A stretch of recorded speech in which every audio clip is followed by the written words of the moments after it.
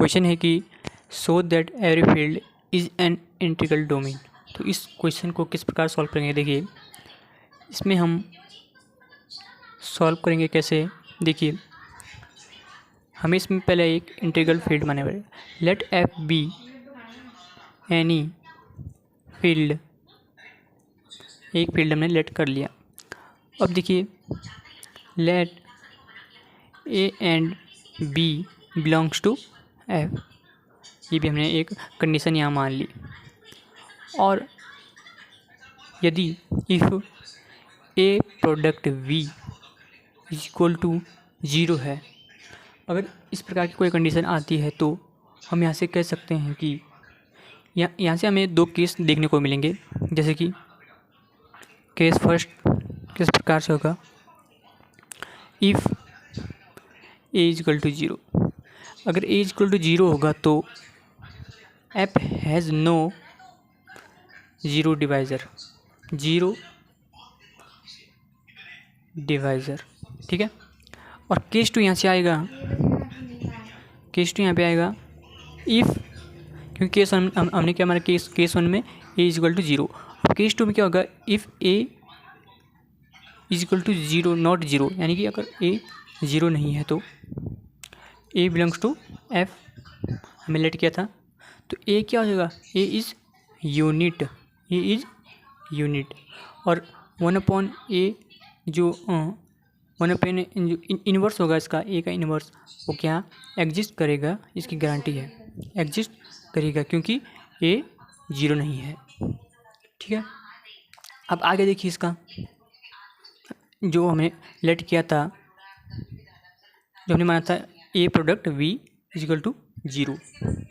तो देखिए यहाँ पे 1 का इसमें इन दोनों साइड यहाँ में मल्टीप्लाई कर देंगे,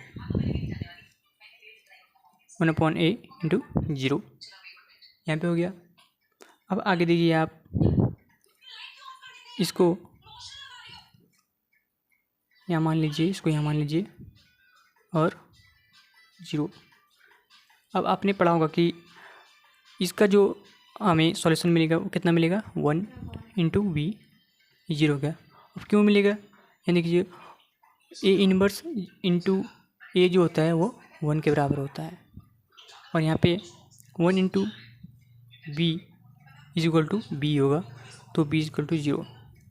तो यहाँ पे बी हमको 0 मिल रहा है, बी 0 मिलेगा तो क्या होगा, इफ ए प्रोडक्ट बी 0 है तो देन आइदर कोई ना कोई 0 होगा, आइदर ए 0 और B is equal to 0।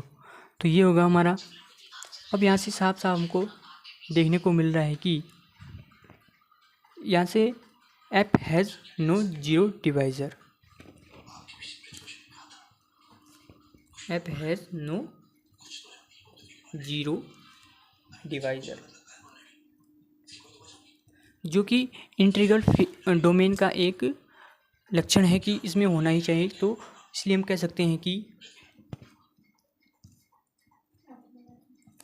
F is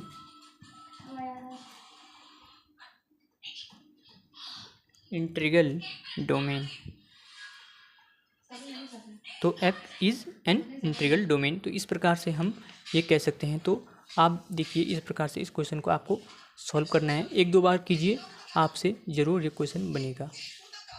तो वीडियो पसंद आए तो वीडियो को लाइक ज़रूर से कर देना।